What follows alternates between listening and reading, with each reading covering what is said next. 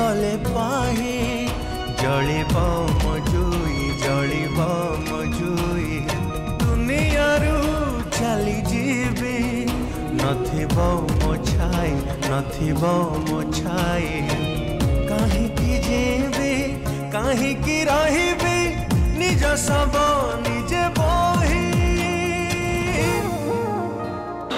जहरा तू दिलु पेई जी थाए मसाणी रे दिलु सोई।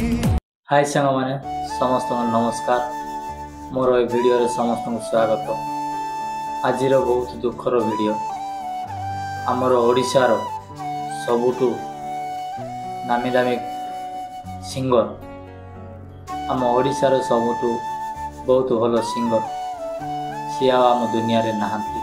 आपण माने जानिथिबे हिमान सागर बोले किए न जाने सारा ओडिशा जाने आम भारत अधारू अधा लोक जिते बेले मु सका उठा समय मो भाई गोटे आसी मत कहला आ भाई देखुचु हिमान सागर मरीगला सतरे भाई मत बहुत कष्ट लगिला एमती मो देह थरीगला माने मते ही खाली एमती लगे सारा ओडिशा आज काम हिमान सागर मत तो विश्वास लागु आम काम कला टाइम रे जिते ड्यूटी जीवु ता विषय ही कथा हो आज खाइला समय ता विषय जो माने समस्ते हिमान सागर को एते भल पाती ताकू एते पसंद करती जे यूट्यूब खोलिले तार इंस्टाग्राम खोलिले तार फेसबुक खोलिले हिमान सागर आउ व्हाट्सएप खोलिले हिमान सागर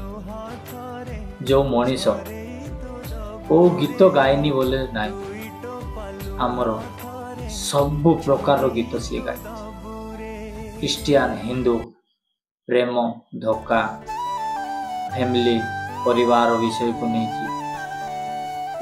ता गीत शुणिले देहर चुटी छिड़ा ही जाऊ माने सी एमती गोटे सिंगर थिला आ किए मुझे ता जागा नहीं पारिबे सतरे सी आम ओडिशार गोटे हीरा ही आज जी की आम समस्त को छाड़ी चली जाए बहुत दुखर विषय आमर आम ओडिशार मु जहाँ वीडियो देखुली सी का किसी न कले समस्त नहीं कि गीत गाई किंतु आज सी मरीगला ता पाखरे ए ओडिशार जो सुपरहिट हीरो माने हीरोइन माने कौन करूँ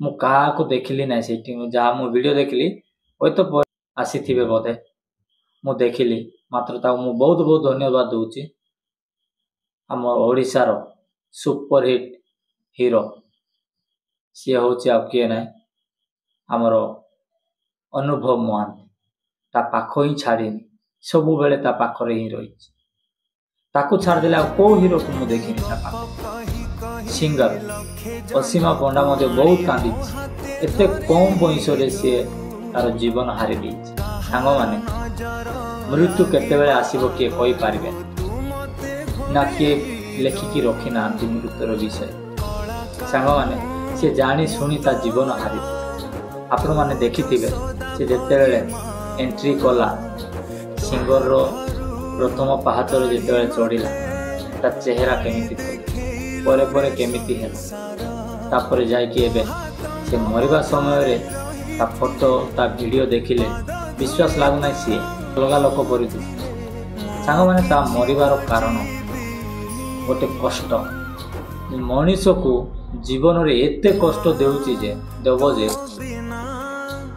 समय केते बेले जीवन चली जी किए भी कोई पाए सी जेतिकी भी गीत गाई ना प्रथम रु शेष पर्यंत स्टार्ट कला इश्क तू ही तू शेष है चारि धाम आ जेते आल्बम गीत गाई ना सबु गीत रे किछि ना किछि क्वालिटी अच्छी तार जो गीत भी से गाई हिट है बोली किए कही पारे सबु हिट सबु गीत को गीत ना बोला से गोटे एमती सिंगर थिला जहाँ आम ओडिशार समस्त को गीत गाइले ता गीत बाजिले सरी नाचिबा गीत हेले पाद उठिबो जे दुखरे थिबो ତାକୁ ଖୁସି ଲାଗିବ।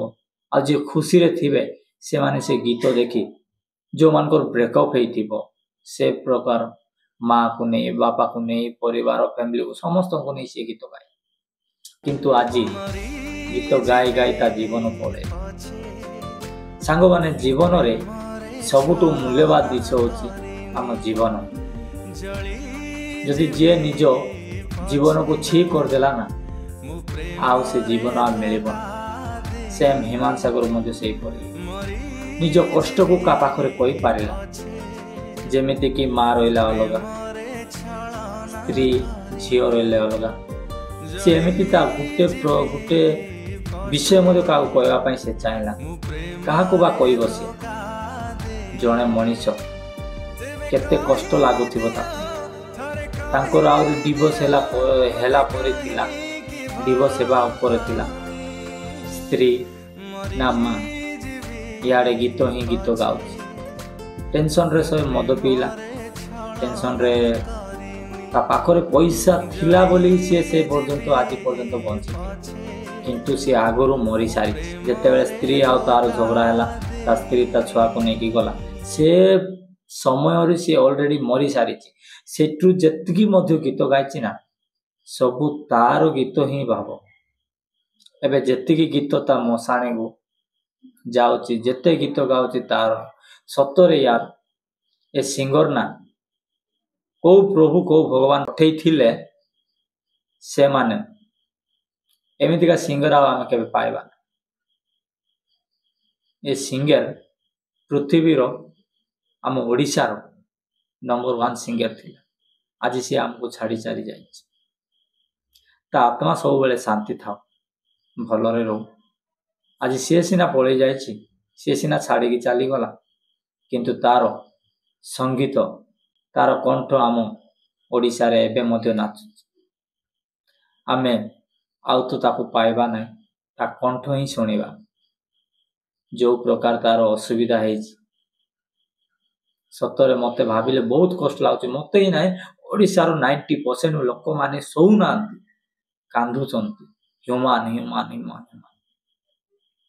ଆଜି ସିଏ ନାହିଁ, ମୋତେ ତ ଆଜି ସେ ମଣିଷ ନାହିଁ। ମୋତେ ତ ବିଶ୍ୱାସ ଲାଗୁନାହିଁ ୟାର। ବହୁତ କଷ୍ଟ ଲାଗୁଛି ସତରେ। ହିମାନ ଭାଇକୁ ମୁଁ ବହୁତ ମିସ୍ କରୁଛି। ତା ଗୀତ, ସେ ଯେଉଁ ପ୍ରକାର ଗୀତ ଗାଇବ, କୋଉ ସିଙ୍ଗର ବି ଆସିବ ନାହିଁ। ଆମେ ଆଉ ତ କିଛି କରିପାରିବା ନାହିଁ। ତାର ଆତ୍ମା ଶାନ୍ତି ହେବା ନିମନ୍ତେ ଆମେ ପ୍ରାର୍ଥନା କରିବା, ପୂଜା କରିବା, ଯେମିତି ଆମ ହିମାନ ଭାଇର ଆତ୍ମାକୁ ଶାନ୍ତି ଦିଅନ୍ତୁ।